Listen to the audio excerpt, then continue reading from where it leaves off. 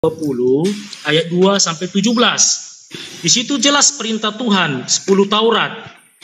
Ya itu yang tadi kita baca. Iya.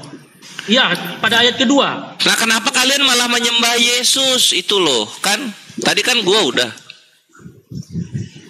Ya, jadi kalau menyembah Yesus kenapa rupanya, Pak? Permasalahan di mana? Nah, Tuhan kalian itu dikenal nggak sama Musa? Ya dikenal lah. Di mana tertulis di perjanjian lama Musa ketemu Yesus? Ya, waktu perjumpaan Musa ya. Iya, di mana di perjanjian lama? Iya. Memang pada saat itu memang Yesus belum lahir, tetapi kan maka Tuhan ganti.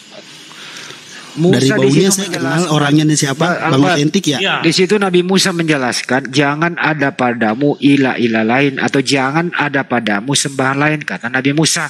Ini perintah Tuhan, diajarkan Nabi Musa kepada kaumnya. Tapi kamu ini sebagai Kristen, kamu menyembah Yesus, artinya kamu membuat ilah lain, sembahan lain. Ini loh bahasa Indonesianya.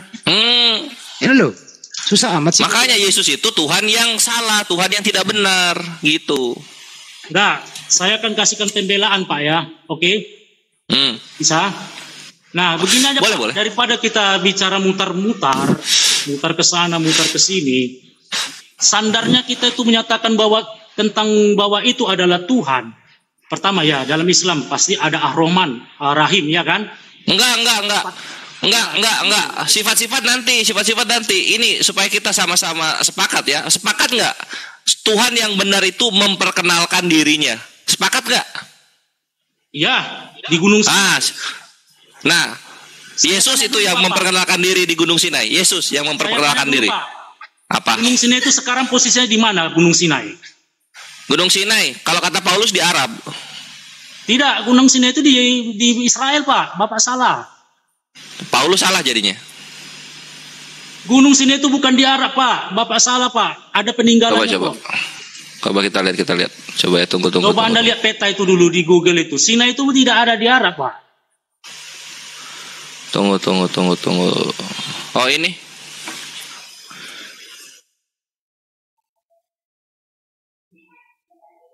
Galatia 4:25.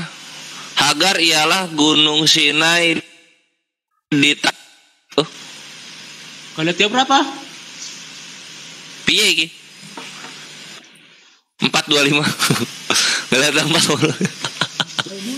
Gimana ini? Oh itu istilah itu Pak, bukan Sinai yang di Arab Pak. Itu istilah itu Pak. Karena memang harga pada saat di mana tertulis istilah keturunan Arab. Sinai itu tidak ada di Arab Pak. Bapak salah situ. Nah, ada Galatia 4:25 dihapus saja, tunggu revisi berikutnya. Nah begini Pak, jangan Bapak langsung menyimpulkan suatu itu kiasan-kiasan. Itu biasa ada. Di mana tertulis ini? Itu.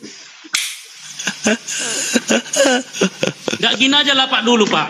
Apa? Pak saya jelaskan. Kenapa jadi kita bahas gunung? Tuhan kita kan bukan gunung ya, sepakat ya.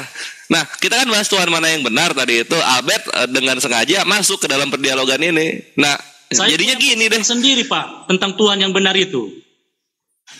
Ya udah. Tadi kan bilang di Gunung Sinai.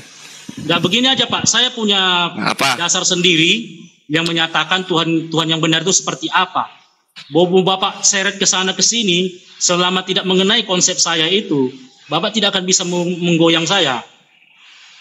Ya terserah, yang gua pakai ini konsep Tuhan, bukan konsep pribadi soalnya. Ya mau diadu sama konsep Tuhan silahkan. Begini Pak dulu, bisa nggak saya kasih penjelasan saya bahwa Tuhan boleh silakan. Tuhan Yesus. Ya silahkan, itu kesimpulannya, silahkan penjelasannya. Oh begini Pak. Pertama dalam yang dimiliki sifat Tuhan itu ya dia maha suci, maha adil. Artinya dia harus menghukum orang yang bersalah. Maha penyayang. Dia memiliki pengampunan. Antara maha adil dengan pengampunan itu suatu dilema Pak. Sementara dia harus menghukum, dia juga harus mengampuni. Bayangkan dulu Pak. Misalnya Bapak ada seorang yang bersalah harus dihukum. Nah, baru dia juga harus mengampuni. Kemudian sifat-sifatnya daripada Allah itu dia pemilik surga, pemilik neraka. Nah, Muhammad tidak memberikan kepastian, dia memiliki kunci untuk orang bisa masuk ke surga. Nah, terus kemudian standar daripada seorang Allah itu, yaitu pertama, dia berkuasa atas kematian. Kuburan di Golgota itu pintunya terbuka, mayatnya tidak ada di situ.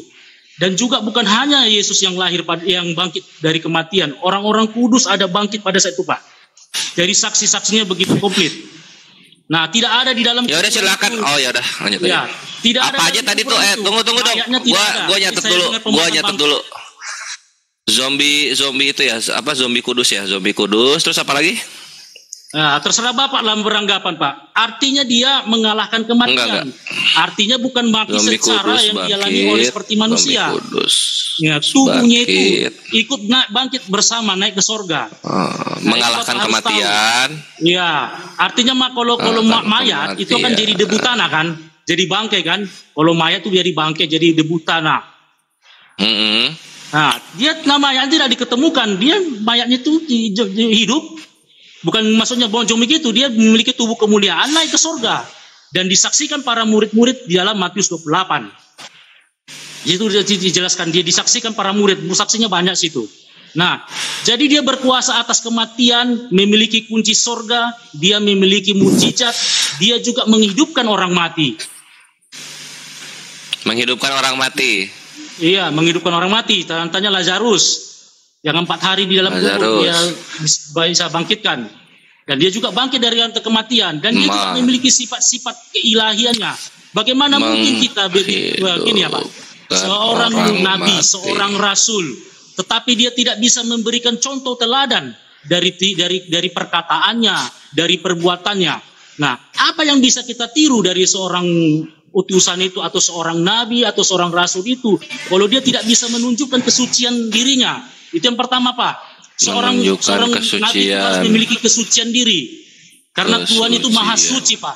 Nah, kedua, dia harus menunjukkan sifat moralnya kepada pengikutnya. Apa yang bisa ditiru? Apakah dia hanya bicara saja? Kalau dia tidak bisa menunjukkan teladan kepada pengikutnya, maka pengikut itu akan melihat perbuatannya, bukan melihat dari pengajarannya, Pak. Itu Bapak harus ingat. Nah, kedua, dia punya mujizat enggak? Punya kuasa enggak dia? Nah, Yesus itu dikatakan dia adalah Allah karena unsur kata daripada Yesus itu bukan nama yang dikasih orang tuanya, tapi diberikan Tuhan langsung di atas segala nama-nama yang berkuasa. Nah, siapa saja orang yang percaya itu nama itu berkuasa, loh, Pak. Nah, tidak hanya orang Kristennya, itu nama yang diberikan Tuhan langsung. Jadi dari unsur kata itu pun sudah ada kata Yahweh di situ, yaitu artinya Allah yang menyelamatkan. Oh iya, Yahweh, lupa mempermasalahkan arti kata di situ, Pak. Bapak salah. Kemudian sifat-sifatnya Bapak tengok, pendidikan moral yang bisa diajarkannya dia, dan karisma yang dimilikinya. Setiap pengajaran-pengajarannya, apa di karisma yang dimilikinya? Bagaimana teknik dia dalam mengajarkan, menuntun orang itu dalam jalan kebenaran, bukan menuntun orang kepada jalan yang salah. Ya. Nah, begitu Pak. Jadi sifat-sifat Allah itu harus ada, Pak. Sifat maha suci, maha adil, maha penyayang, ya. Seperti dalam Islam ada Ar-Rahman, Ar-Rahim, kan ada itu sifat-sifatnya. Ya kan Pak kan? Ya. Nah, itu kita tidak usah putar-putar ke sana kemari. Kita lihat dulu standarnya Tuhan itu seperti apa. Begitu yang saya maksud, Pak. Sip. Udah ya, gua tanggapin ya. Okay. Nah, jadi ini soal apa namanya, maha kudus ya. Kudus itu berarti tidak pernah terkena najis sedikit pun, tidak pernah berbuat dosa kayak gitu. Nah, sekarang kita lihat nih Yesus itu gitu. Misalnya, apakah Yesus itu berdosa atau tidak kan gitu. Nah, coba kita lihat di sini pertama. Di Yohanes 8. Tunggu dulu ya, ini nge-lag tuh.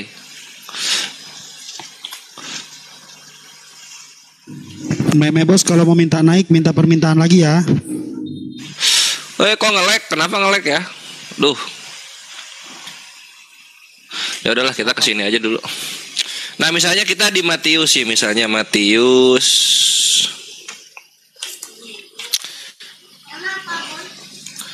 Aduh, gede banget nih. Nah, ini bukan Matius dong, Yohanes 8. Pertama kita yang itu dulu. Yohanes 8. Oh, ini udah.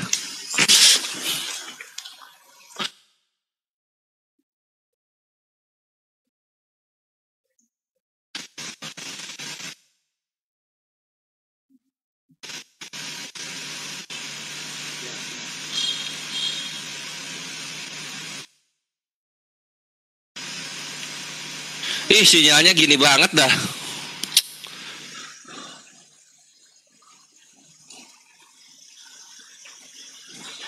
Ayat 8, ayat 1, ayat 5, ayat 1. Enggak, perikopnya tentang apa? Perikopnya tentang ini. Perempuan yang berzina. Perhatikan apa yang disarankan oleh Yesus. Guru, perempuan ini tertangkap basah ketika ia sedang berzina. Artinya apa? Ada saksinya ya. Ini ada saksinya gitu ketika sedang berzina. Nah, lalu kemudian bagaimana pendapatmu? Nah, kan itu ditanyalah pendapatnya. Terus Yesus membungkuk. Ketika mereka terus-terus bertanya, Yesus bilang begini, siapa di antara kamu tidak berdosa, hendaklah ia yang pertama melemparkan batu kepada perempuan itu. Pertanyaan gua, kenapa Yesus nggak ngelempar? Oke, saya jawab. Ya, boleh. Nah, dengarkan dulu Pak, itu konteksnya di dalam Yohanes pasal 8 ayat 1 sampai 11 itu berbicara orang Farisi ingin menjebak Yesus. Karena ada peraturan di situ, di peraturan apabila seorang perempuan ketahuan berzina itu akan dihukum dirajam batu. Itu pada kebiasaan dulu pada zaman Musa. Nah, perjanjian lama. Ya, dengar dulu Pak, sebentar. Nah, kalau saya kasih contoh-contohnya, Isa di dalam Al-Quran tidak diketahui bapaknya siapa. Nah, itu tiba-tiba sudah mengandung. Itu bisa dilempari orang Pak, gitu. Karena tidak ada yang menikahi dia laki-laki. Nah, itu contohnya, itu jadi ada peraturan Taurat pada saat itu. Yesus ingin dijebak oleh orang-orang Farisi. Nah, disinilah Yesus menunjukkan sikap dari maha adil dengan maha kasih. Nah, maha adil artinya harus menghukum. Maha kasih dia mengampuni. Dia tanya kepada mereka, siapa di antara kamu yang tidak berdosa, silakan dia melempar. Itu dia kembalikan lagi jebakan itu kepada orang Farisi. Dan satupun orang Farisi itu tidak ada yang berani untuk melempar perempuan itu karena mereka sadar mereka orang berdosa. Kenapa? Yesus juga dong. Nah, dengar Pak, sebentar dulu. Yesus menunjukkan bahwa dia kecerdasannya dia di dalam. Iya, kenapa Yesus nggak melempar? Itu pertanyaannya. Iya betul. Dia tidak melempar. Kenapa? Karena kenapa? Itu milik Tuhan. Kan pertanyaannya, perhatikan loh pertanyaannya. Iya. Siapa di antara kamu tidak berdosa, hendaklah ia yang pertama melempar batu kepada perempuan itu. Aturannya kalau Yesus memang tidak berdosa, dia ngelempar. Tapi kan dia juga nggak ngelempar. Iya nggak? Nah, ya tapi sekarang pada saat itu kan Yesus ingin membalikkan lagi jebakan dari orang Farisi Pak. Ya, dulu situasinya Pak. Itu satu. Itu satu. Apa lagi? Ini udah terbukti ini. Apa sih? Iya, itu kan penghakiman itu yang bisa menghakimi manusia itu yang paling tepat itu adalah Tuhan sendiri. Nah, sekarang konteksnya begini Pak, dengar dulu Pak. Iya silakan, konteksnya apa konteksnya? Coba, tetap konteksnya sekarang nggak bisa lari dari apa yang tertulis ya. Silakan. Menjebak Yesus. Jadi hal itu dibalikkan lagi. Di sini kita lihat Pak, hikmat daripada kecerdasan daripada seorang Yesus menghadapi situasi yang terjadi pada Astagfirullah, sinyal gua. Dia balikkan lagi itu situasi itu kepada orang Farisi, dan para orang Farisi pun tidak ada yang sanggup untuk melempar dia. Di situ luar biasa Pak. Di situ bisa Bapak lihat hikmatnya dia, kemampuan Yesus jadi. Lah iya, kenapa nggak bisa melempar? Kenapa orang Farisi nggak bisa melempar? Kenapa orang Farisi nggak bisa melempar? Kenapa? Karena mereka merasa mereka berdosa. Mereka kan ditantang itu ceritanya. Nah, mereka berdosa kan? Iya, betul. Yesus kenapa nggak melempar? Katanya Yesus nggak ada dosa. Katanya Yesus kudus. Kenapa nggak melempar? Lihat dulu Pak. Nah, dia mengampuni Pak. Di situ dia mengampuni. Dengar dulu Pak. Aku pun tidak menghukummu. Biar selamat datang di kebenaran. Udah itu. Dan jangan berbuat dosa lagi. Apa? Bicara dulu Pak. Dengar Pak. Nah, perempuan itu datang kepada Yesus, dia minta tolong itu. Dia itu di dalam kesulitan dari permasalahan. Nah, di sini perempuan itu nanti Bapak baca kelanjutannya Pak ya. Dari kisah itu nanti perempuan itu akan bertobat dari tingkah lakunya. Di sinilah ditunjukkan itu namanya pengampunan Pak. Hanya Yesus yang memiliki pengampunan. Semua agama mengajarkan kasihilah sesamamu manusia, tetapi Yesus mengajarkan kasihilah musuhmu sendiri. Hanya Yesus yang mengajarkan itu. Di luar itu tidak ada Tuhan seperti itu. Apa sih mengajarkan apa sih? Kasihilah musuhmu kan? Kenapa nggak ada yang pakai negara Kristen hukum kasih? Kenapa semuanya pakai hukum pidana? Pidana? Iya, kenapa nggak pakai hukum kasih gitu? Harus pisahkan hukum pidana dengan agama, Pak. Jangan semua dicampur adukan antara politik, Bapak. Lo gimana? Itu yang kedua ya. Ini di sini udah kena. Yesus tidak melempar sebagaimana orang-orang Farisi tidak melempar. Iya, Pak. Berikutnya, negara mayoritas Kristen lebih percaya hukum pidana daripada hukum kasih. Itu yang kedua, ya. Oke. Nah, lanjut. Mengalahkan kematian. Sekarang gini, dosa zina itu mati dirajam. Dosa menghujat Tuhan itu mati dirajam, mati selamanya. Kan gitu. Ya. Nah, kalau Yesus mengalahkan kematian, kenapa cuma 3 hari dia matinya? Maksudnya 3 hari gimana? Izin dulu, aku berpendapat setengah detik begini, bro. Boleh. Hanya orang yang tidak sehat akalnya mengasihi musuh. Musuh itu tidak boleh dikasihi, tapi dikasih pelajaran yang seadil-adilnya terukur. Tapi kalau musuh dikasihi, itu namanya tidak sehat. Lanjut. Sip. Yo Albert, kenapa Yesus cuma 3 hari? Lu punya utang 50 juta, Yesus datang cuma bayar 300.000. 50 jutanya lunas nggak? 50 juta lunas gitu maksudnya? Ya, dosa kan hutang. Albert punya hutang ke Perah 50 juta. Yesus datang, tenang Perah, saya akan bayar hutangnya Albert. Oke siap Yesus, silakan dibayar. Ini 300.000, hutang Albert lunas. Perasaan gua gimana? Lega lah. Gua yang dihutangin 50 juta cuma kembali 300.000, lu bilang lega? Gini Pak, sekarang itu kan hak prerogatif. Dengar dulu Pak Benar, hak prerogatif Tuhan. Karena dia yang punya kunci surga. Coba ini waktu sekarang yang berarti gini, sekarang yang ngutang 50 juta sama yang cuma dibayar 300.000 terus dipaksa lunas, sama-sama di surga, enggak adil. Enggak, dengar dulu Pak. Kalau yang utang uang itu, teman ini berutang 50 juta, dia bayar 300.000, saya anggap lunas, itu haknya saya. Loh enggak, Albert ngutangnya ke gua.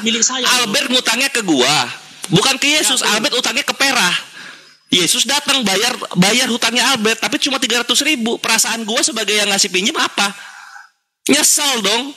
Kalau kayak gini caranya ngapain gua ngasih pinjem? Gua kira bakal diganti lunas. Seperti itu Pak. Lah kan Yesus menebus semua dosa, berarti dosa sesama manusia kan ditebus juga kan? Albert punya dosa ke gua senilai 50 juta. Yesus datang cuma bayar 300.000. Dipaksa lunas itu. Terus permasalahannya di mana nih Pak? Maksudnya, perasaan korban yang dihutangi, perasaan korban yang kehilangan keluarga karena dibunuh, perasaan korban karena hartanya kehilangan. Apa tanggung jawab Yesus kepada mereka? Yesus selalu fokus kepada pelaku-pelaku kejahatan. Orang-orang yang menjadi korban pelaku kejahatan gak dipikirin sama sekali. Terima gak kenyataan itu? Oh tidak, saya itu suatu argumen. Dalam Islam ada kafarot dan diat dan kisos dan hudud dan hudud juga dan takzir gitu. Orang-orang yang berbuat kriminal kepada sesama, mereka harus melakukan ganti rugi terhadap sesama tersebut. Tidak bisa di dunia, hari penghakiman akhirat akan menagih hal tersebut. Keadilan. Ya, sekarang saya tanya dulu Pak. Apalagi? Moderator ini, Bapak moderator, maaf dulu. Yang lagi bicara ini, saya bilang dulu. Dalam 1 hari ini Bapak sudah melakukan dosa berapa? Kepada orang lain? Iya, kepada diri sendiri juga, kepada Tuhan. Berapa? Pokoknya semua dosa berapa 1 hari ini Bapak lakukan? Banyak. Jangan. Banyak, oke. Dalam 1 minggu berarti buatlah, sebentar dulu Pak. Kalau 1 minggu berarti 3 kali lah buat 1 hari. 3 kali 7, 21. Itu nggak dihitung bro, nggak bisa dihitung dosa kali setahun. Nggak apa-apa, aku mau ikutin dia, Coba lanjut terus. Oke, dengarkan Pak dulu. Nah, dosa Bapak itu sudah banyak sekali loh. Sampai umur Bapak segini pun, dosa-dosa Bapak itu sudah berpuluh-puluh, berhari-hari, berbulan-bulan, berminggu, dan bertahun. Sekarang bagaimana caranya Anda bisa masuk surga dengan dosa sebanyak itu? Taubat. Jawab. Taubat. Hah? Taubat. Apa? Taubat Az-Zumar ayat 53. Taubat, Pak. Cukup, kalau dalam Islam cukup. Maha adil. Tuhan kami tidak maha drama, itu yang tepatnya. Salah, saya bertanya dulu, Tuhan Anda tidak maha adil, di mana keadilannya? Sementara dosa Anda sudah begitu banyak, lalu bertobat langsung begitu, tidak bisa. Loh, itu kata lu, kata Tuhan kami bisa, karena Tuhan kami maha pengasih, maha pengasihnya melebihi dari murkanya. Itu Tuhan kami. Kalau gitu saya bikin dosa lah, nanti kalau udah mati baru bertobat, kayak gitu aja lah. Iya, kenapa? Nah, gini. Orang mati bertobat. Karena nggak bisa, kalau orang mati nggak bisa. Dalam surah Al-Isra, pertobatan itu hanya sampai tenggorokan. Ketika nyawa lu sudah sampai tenggorokan, lu nggak bisa bertobat. Tampar kiri kasih pipi kanan, bro. Gantian nyalain biar koreksi. Oke, tunggu ya, kita lanjut ya. Nah, sekarang pertanyaan siapa? Tadi udah dijawab, tinggal bertaubat. Dengan dosa Bapak semuanya itu. Ya. Tinggal bertaubat. Jadi nggak ada mesti orang lain mati demi kita, nggak perlu sampai ada darah tumpah, itu nggak perlu. Tidak betul. Kalau Anda katakan bertobat, berarti Anda menyangkal sifat Allah yaitu Maha Adil. Kok bisa Allah berfirmannya begitu kok? Nih misalnya Allah berfirman taubat ya, misalnya kita buka ayatnya. Allah tuh Maha Pengampun, set dah. Habis ini gue interogasi bentar. Sip, tunggu. Interogasi. Ini Bang Hani, gue masih ada 4 poin lagi Bang Hani. Dia tadi kan udah 2 tuh habis. Nah ini surah. Ya. Bacakan. Surah Taubah ayat 104. Tidakkah, aduh, ini HP tua. Ayo, oi, fokus.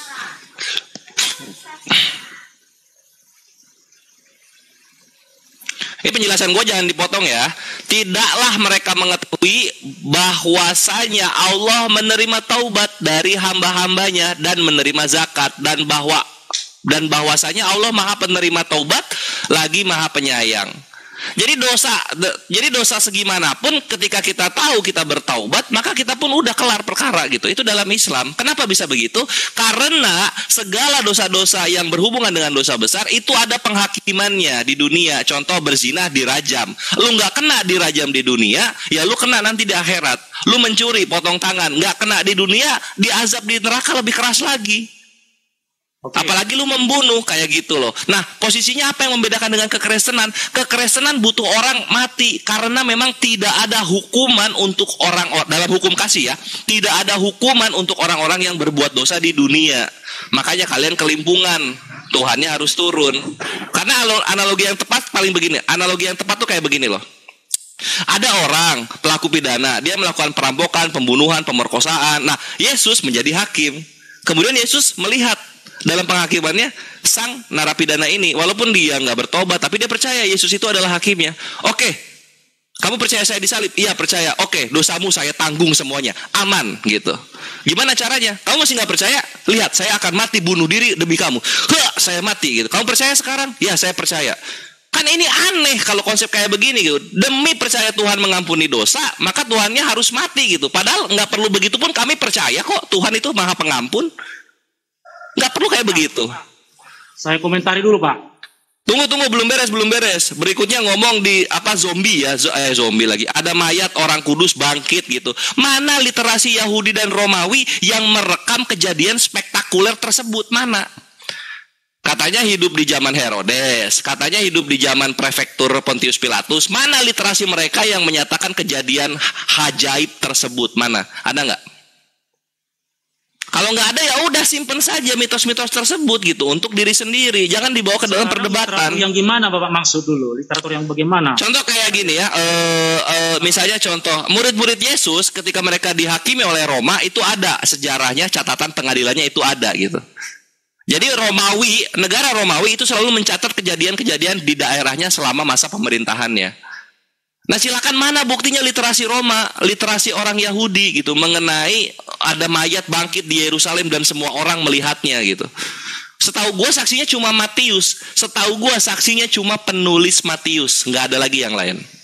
Markus nggak lihat, Yohanes nggak lihat, Lukas nggak lihat, bahkan kisah para apostolos pun tidak pernah mengungkit-ungkit hal itu kejadian gitu, kan gitu. Berikutnya. Tunggu, berikutnya soal apa nih? Menunjukkan kesucian. Kalau Yesus suci, Kenapa dia tidak menciptakan keledai saja untuk masuk Yerusalem? Kenapa dia mengambil keledai yang ada di daerah Betfage? Dan sampai sekarang keledai tersebut belum dikembalikan. Kenapa begitu? Apa yang suci dari ini gitu loh? Siap, saya jawab. Yang terakhir, ini yang terakhir yang perlu dijawab oleh Albert gitu ya. Kok bisa-bisanya hukum penyaliban Romawi menggenapi hukum Taurat? Siapa yang nyuruh begini tuh siapa? Thank you. Oke, siap. Saya jawab dari mana dulu? Dari penyaliban. Nah, suruh siapa lu bawa banyak-banyak poinnya kan jadi gua bahas semua tuh. Oke, dengarkan dulu Pak, senar dulu ya. Makanya kalau bahas topik itu satu-satu, bukti satu kita bahas, bukti satu kita bahas, kayak gitu-gitu loh. Lu main jebret-jebret gini kan jadinya. Terserah lu mau mulai dari mana. Matius 28 ayat 16 katakan. Dan ke-11 murid itu berangkat ke Galilea ke bukit yang telah tunjukkan Yesus pada mereka. Nah, kebangkitan Yesus juga di situ lihat di dalam Enggak, ini Matius 28 jawab apa ini? Dan sebentar dulu Pak, sebentar dulu. Yang sekarang kebangkitan sekarang kan bicara di kebangkitan kan? Bukan. Itu yang mayat orang-orang kudus, mayat orang-orang kudus bangkit di Yerusalem yang itu loh. Itu bukan di Matius 28 itu, 27. Oke. Ya. Nah, bener nggak pernah terjadi gitu loh, itu maksudnya. Kemudian Yesus mati, prajurit menjaga Yesus terus. Bentar Pak, saya cari dulu ya. Itu di 51 kalau nggak salah ya, 51 52. Ya, 51. Ah benar ya. Matius 27 51. Ya, tabir bait suci terbelah dua. Yaitu maksudnya bait suci di situ Yerusalem. Bumi. Bukit terbelah. Terbuka. Banyak orang kudus yang telah meninggal bangkit. Buset. Kurang apa lagi saksinya Pak? Mana saksinya? Ya loh. Pernah terjadi nggak gitu loh? Mana saksinya dalam sejarah dunia? Mana literasi Roma, literasi orang Yahudi yang melihat ini? Mana konfirmasinya? Literasi yang bagaimana Bapak inginkan? Ya orang Yahudi gitu membenarkan ada kejadian ini, orang Roma membenarkan ada kejadian ini. Maksudnya catatan sejarah, iya. Loh, sebenarnya kalau Bapak bicara catatan sejarah, Pak, itu peninggalan Yesus di Yerusalem, Bapak buka ya, itu sudah lengkap semuanya, Pak. Mulai dari kelahiran dia, di mana itu kandang domba. Alah, itu nanti kalau gua sini. Batu Golgota itu udah lengkap semuanya. Iya, peninggalan Yesus. Lu kalau lari sekarang udah lengkap semua situ. Kita nanti balik lagi ke situ ya. Sekarang lihat di sini ya. Ini makamnya Yesus aja ada 6 gitu. Dasar apa Pak bilang ada makamnya 6? Ini lihat, ini pertama Church of the Holy Scripture. Ini kan adalah makam yang diklaim Yesus lalu dibikin gereja. Lalu nanti lagi ada nih The Garden Tomb, ini makam Yesus juga. Talpioto makam Yesus juga. Rosabal ini makam Yesus juga. Kirisutu no Haka, wah ini di Jepang loh makam Yesus. Loh, itu kan wah kaget kan lo. Bapak ngawur. Ini data digital, bre, data digital. Ada 6 yang diklaim Kristen. Bahwa makamnya itu ada di Bethlehem, di Golgota. Di Israel aja ada 2. Pertama ini satu Church of the Holy Sepulchre, ini yang satu. Terus yang kedua ini The Garden Tomb. Ada 3 deh. Yang ketiga ini Talpiotom tuh ada 3. Makamnya ada 3. Yesus mati termutilasi atau gimana? 3, Mas, sebentar dulu Pak ya. Apa? Tom Garden itu makamnya Yesus itu buat. Jadi jangan. Nah terus ini Church of the Holy Sepulchre apanya Yesus ini? Itu kan gereja itu Pak. Nah dia dibikin di atas apa? Makam Yesus. Oh enggak lah, di sebelah itu ada church itu, Church of Holy Garden. Sekarang dipermasalahkan di mana sekarang? Makamnya itu Iya, makanya jangan bawa-bawa sejarah ini loh peninggalan Yesus. Kalau makamnya Yesus aja ada 6, kain turin aja abad 11, salib Yesus aja baru ada di abad 11 gitu. Jangan ke sana. Anda salah itu Pak. Yang mana yang salah gua? Ini kuburan 6 loh. The Garden Tomb is Rockall Tomb in Jerusalem which was unearthed in 1867 and is considered by some Protestant to be the tomb of Jesus. Talpiot Tomb, ini ada lagi nih. Ini gambarnya nih. Ini gambarnya. Terus ini lagi, ini yang Talpiot, ini yang Rosabal, ini yang Kirisuto Nohaka di Jepang gitu. Rosabal ini Kashmir ya.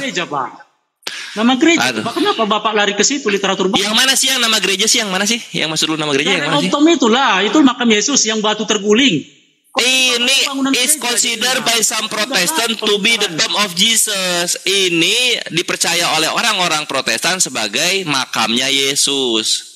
Ini bukan gereja, The Garden. Satu makamnya Pak, jangan Anda lebarkan permasalahan. Lah terus ini Talpiot Tomb apa Talpiot Tomb? Talpiot Tomb is rock out discovered in 1968 in the East Talpiot neighborhood 5 km of South Old City in East Jerusalem. Ini apa lagi ini? Yang saya tahu Tomb of Garden itu makamnya Yesus, bukan Talpiot. Nah terus Talpiot Tomb apa Talpiot? Talpiot apa Talpiot? Nah ini Talpiot. Itu kan gambar gereja itu Pak. Talpiot gereja mana sih ini? Gambar gereja. Sekarang kita bicara makam Pak. Ini gereja untuk Garden Tomb gitu. Itu gereja untuk Garden Tomb. Nah, terus Talpiot Tomb ini makam Yesus juga, ngerti nggak sih lo? Enggak, satu makamnya itu Pak. Jangan mengada-ngada Bapak. Lo bukan gue yang mengada-ngada, ini orang Kristen sendiri. Gue cuma bawain data gimana sih? Nah, itu cuma satu. Tom Garden itu udah. Satu. Ya udah. Nah, sekarang kita balik lagi. Kain Turin, mau lihat kain Turin? Itu atau palsu? Mau lihat nggak? Mana kain Turinnya? Nah, sini gue bawain dulu. Turin ada Turin Shroud, date carbon. Carbon dated. Nah, di sini ya. Ya, wajahnya nampak kan? Nah, tuh lihat. Nah, ini ya. Ya wajahnya. Darah lihat ini. Ini carbon testing dated to the shroud to a date. Kapan ini date-nya? Tahun 1 enggak? Itu kan Pak, setelah ditemukan kain Turinnya Pak, bukan pas. Iya, kain Turinnya ketemu di 1900-an kan gitu. Nah, ketika dicek data karbonasi, ini kain ini adanya kapan? Nah, ini keluar abadnya. Abad keberapa ini? Itu, Pak. Ini bukan apa ya? Ini bukan ditemukannya. Ini pas dicek abadnya. Kalau ditemukannya itu zaman segini loh.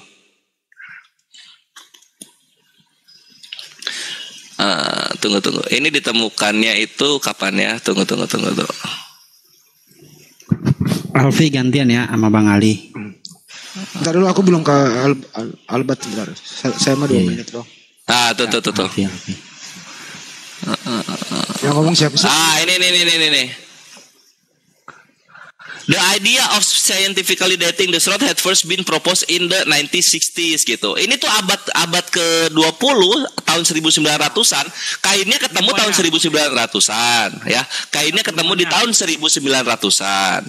Ketika dicek ini kain tahun berapa, apakah benar-benar abad pertama? Oh, tidak. Ini kainnya baru ada di abad segini. Mana tadi abadnya ya?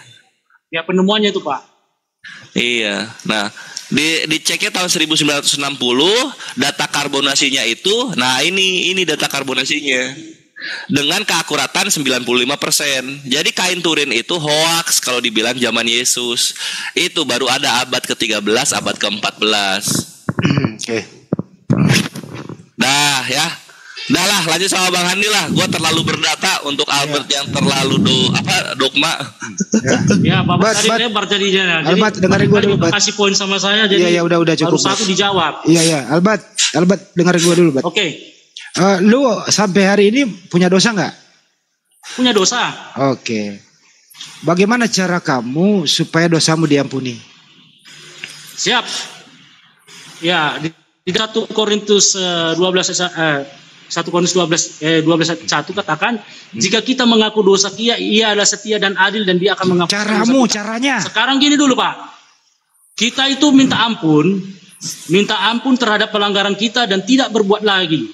Yang bisa menyucikan. Caranya. Ya minta ampun. Iya, caramu seperti apa? Ya berdoa. Berdoa kepada siapa? Kepada Tuhan Yesus. Oke, baik. Tidak berdoa kepada Bapaknya Yesus ya?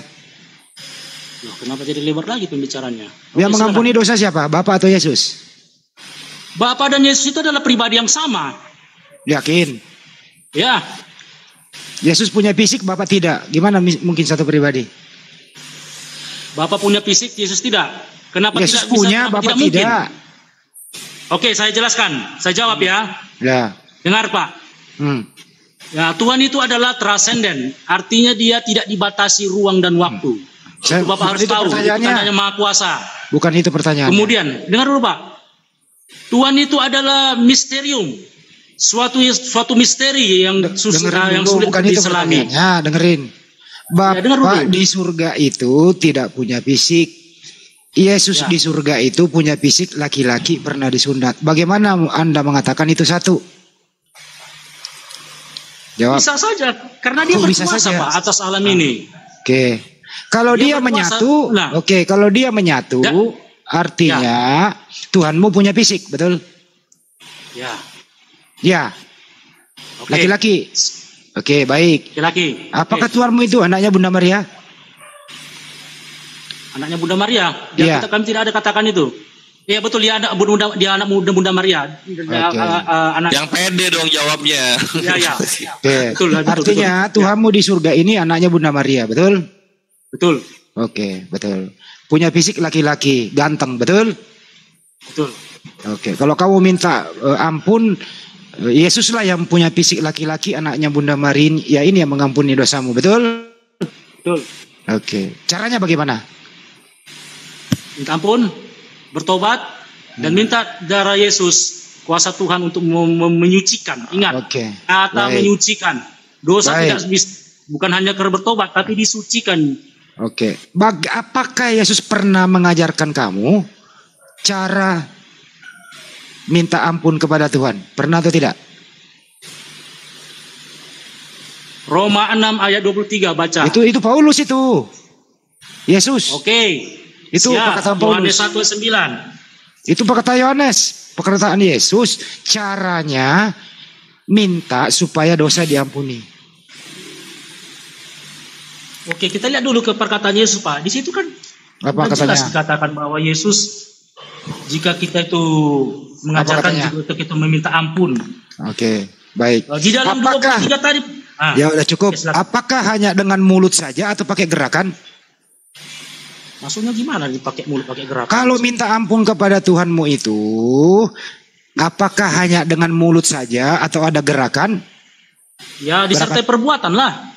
Gerakan fisik ada? Ya, ada tindakan dong, perbuatan. Oke, seperti apa gerakan fisiknya? Ya, pertama, untuk tidak melakukan lagi dosa itu. Seperti apa gerakan fisiknya waktu kamu minta diampuni dosamu? Berdoalah. Ya, fisikmu seperti apa? Berdiri kah, tidur kah, jungkir kah, apakah gitu loh? Ya, duduk pun tidak masalah, Pak. Mau duduk, mau berdiri, berdoa nggak masalah itu. Oke, mau duduk, mau berdiri, mau baring, begitu ya? Oke, baik. Terus kemudian, apakah kamu percaya Yesus mati di tiang salib menembus dosa kamu? Percaya. Dosa apa aja sih ditebus Yesus di salib? Semua dosa-dosa kita. Oke. Kalau semua dosamu telah diampuni, dibebaskan oleh Yesus di tiang salib, apakah hari ini kamu masih punya dosa? Tidak. Jadi hari ini kamu nggak ada dosa? Karena saya sudah minta ampun sama Tuhan. Enggak, dengerin ya, dengerin baik-baik. Menurut Albert, dosamu sudah ditebus oleh Yesus di tiang salib. Ya.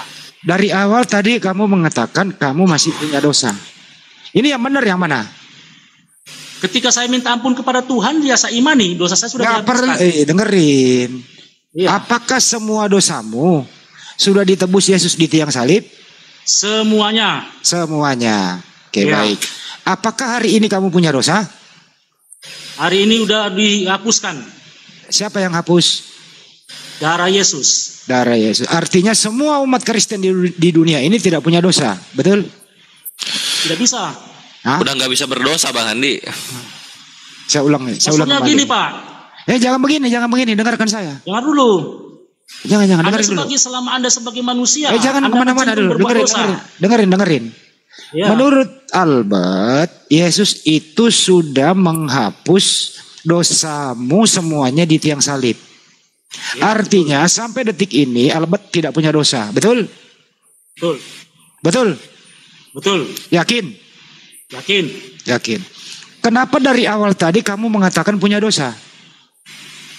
Ya, karena waktu lampau kan pasti saya berbuat juga kesalahan. Nah, katanya udah ditebus oleh Yesus di tiang salib. Ini Bang Andi saya jawab Bang Andi. Dengar dulu sebentar. Albert dulu. Perlu berkali-kali. Ya, kenapa? Ya, silakan. Kenapa kamu masih berdoa lagi bukannya sudah dihapus oleh Yesus di tiang salib? Iya, tapi jangan dilakukan lagi. Jadi kalau Anda melakukan Jadi, lagi udah gak ada dibersihkan. gunanya dong. Kalau Contohnya Anda, gini, Pak. oke. Dengar dulu Pak. Kertas putih dicoreti sama pensil. Kita hapuskan dengan penghapus. Udah bersih. Ya jangan dikotori lagi lah. Oke, baik. Kembali ke topik ya. Yesus dengan matinya dia di tiang salib, semua manusia di muka bumi ini seperti kertas putih tidak ada tulisannya, betul? Betul apa betul? Ya, dihapuskan. Oke, dihapuskan. Bagi yang percaya. Oke. Ya. Artinya Anda sampai detik ini tidak punya dosa, betul? Ya, sudah minta ampun. Kenapa kamu minta ampun lagi? Yesus sudah melaksanakannya. Gimana sih kamu? Begini Pak dulu. Nah, bagaimana? Kena lagi loh. Nah, Gimana? Saya masukkan ke logika Bapak dulu ya. nggak usah berlogika dengan saya. dengan Kau kalau bertobat. logika nanti. Enggak, ke logika Bapak sekarang dulu. Ini loh, dengerin Saya baik-baik bukan ya. Saya ulang nih biar lu nggak muter. Apakah Yesus mengampuni atau menghapus semua dosamu di tiang salib? Ya, betul. Betul. Berarti hari ini kamu tidak punya dosa, betul? Ya, betul. Iya begitu dong. Ya, betul. Jadi Begitu. diputuskan ya hari ini kamu tidak punya dosa. Oke. Yakin ya? Yakin? Yakin. Baik. Dari awal tadi kamu mengatakan hari ini saya punya dosa. Yang benar yang mana? Iya, ketika saya belum minta ampun kepada Tuhan, pertobatan. Kenapa bukan kamu satu kali minta? loh. Kenapa kamu berusaha lagi? Yesus sudah berusaha di salib. Iya. Kristen Pasti itu Pak. nggak perlu berusaha lagi. Kristen salah, Anda dengerin. Singkir Bapak. Yesus, bro, Albert dengerin. Yesus sudah menghapus, menebus semua dosamu di tiang salib. Apapun yang kau lakukan, mau makan babi, mau minum alkohol, matiin anak orang, memperkaos, itu sudah dihapus dosamu oleh Yesus. Karena hari ini kau tidak punya dosa. Ya. Udah loh, ya. Kristen itu bebas. Oke? Bebas. Betul? Oke, silakan. Betul?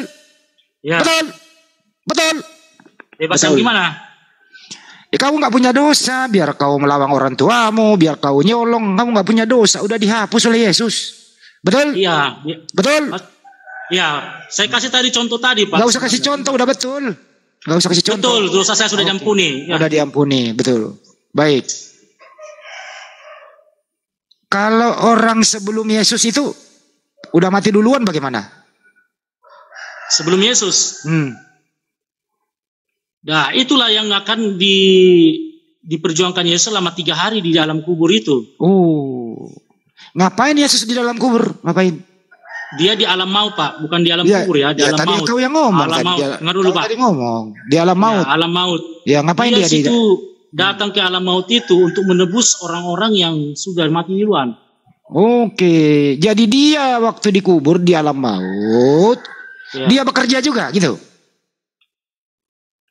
Maksudnya gimana? Bekerja? Iya, artinya turut di dalam alam maut 3 hari. Iya, dia kan mati 3 hari dikubur. Jadi di dalam kubur dia beraktivitas 3 hari, betul? Enggak, Betul? rohnya yang turun ke situ. Iya, beraktivitas dia, betul? Ya, Oke. beraktivitas. Oke, aktivitasnya apa? Ya, untuk menebus orang-orang yang di dalam alam maut. Oke, baik. Jadi Tuhanmu di dalam kubur mengampuni, menebus dosa orang terdahulu, betul? Ya, ya betul. Oke. Apakah termasuk dosanya orang yang membunuh dia, termasuk itu? Kalau orang itu bertobat, Ya mana kita tahu udah mati kok. Ya, kalau masih hidup Pak, kalau mati ya dihukum lah Pak. Kalau orang nggak bertobat, mana Kan bisa? tadi pertanyaannya mana bisa? begini, apakah semua orang mati sebelum Yesus mati itu juga dosanya diampuni, ditebus oleh Yesus?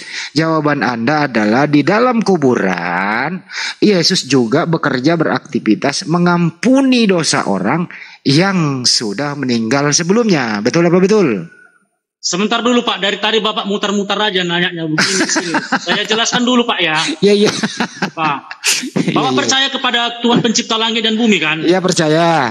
Percaya kan? Iya. Yakin ada satu Tuhan kan? Satu. Tahu Bapak artinya hak prerogatif?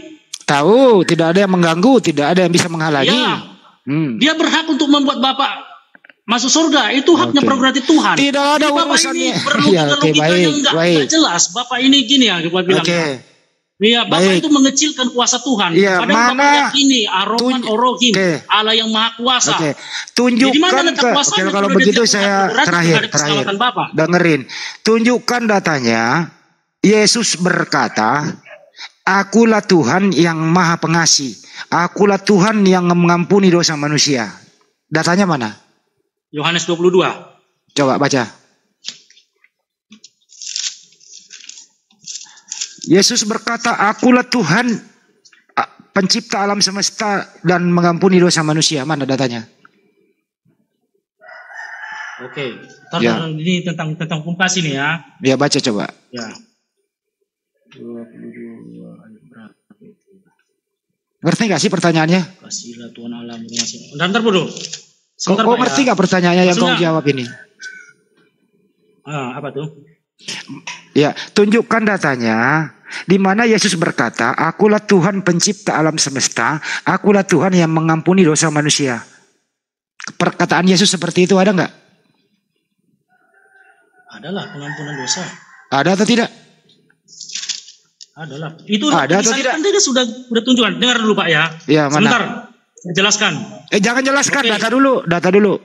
Ya data Matius Ya, mana? 28. Apa? Baca. Oke, kita buka Matius 28 itu. Ya, Nah, jangan dulu Matius 28, Matius 27 terserah lu ayat mau pakai mana. 45 Terserah mau sampai pakai mana. 50 sampai 56. Ya, Ya. ada nggak tertulis kayak gitu? Tunggu sebentar dulu. Oh ya sudah siapkan ayat 32 lah, 32. Nah, Terserah. di situ kan dikatakan Hmm. ada di sebelah kanan dia. Sebelah kanan dia. Tunggu ya. Ini apa? Coba ulangi pertanyaannya. Dengar dulu. Saya jelaskan ya, dari Matius 27 ayat 32 sampai 43 itu begini. Di Yesus disalibkan bersama dengan para penjahat. Ada di sebelah kiri, ada di sebelah kanan. Bukan itu Dan pertanyaannya. saya jelaskan dulu tadi jawaban Bapak tadi. Jangan Pertanyaan saya apa? Pertanyaan saya apa? Ya dengar dulu. Sebelah kiri Pertanyaannya itu apa? mereka tidak mau Saya nggak menerima. tanya sebelah kiri, sebelah kanan. Nggak ada yang kiri, Tapi yang Pak, kanan saya di mau sini. menjawab pertanyaan Bapak. Apa pertanyaannya? Coba ulang. Iya, bahwa membuktikan bahwa dia itu yang akan menyelamatkan. Saya ulang pertanyaannya kalau begitu, Ya. dicatat. Tunjukkan datanya. Yesus pencipta alam semesta dan Yesus mengampuni dosa manusia. Oke. Coba ulang pertanyaanku biar kau nggak salah jawab. Ya, Yohanes pencipta alam semesta dan mengampuni dosa Ya, manusia. itu ya pernyataan Yesus ya. Oke, kita Yesus yang lihat dari ngomong. waktu Yesus. Ya. Ya, waktu Yesus di dalam waktu penyalipan ya. Enggak. Itu pada saat dengar dulu. Ya. Ya, Anda nanti banyak panjang kali sih pertanyaan Anda terus. Belum siap satu tanya lagi semua. Nah, di situ kan bahwa Kaisar Pontius Pilatus bertanya kepada dia. Iya. Ya, Kaisar Pontius Pilatus bertanya sama dia. Iya. Hati-hati sobek itu.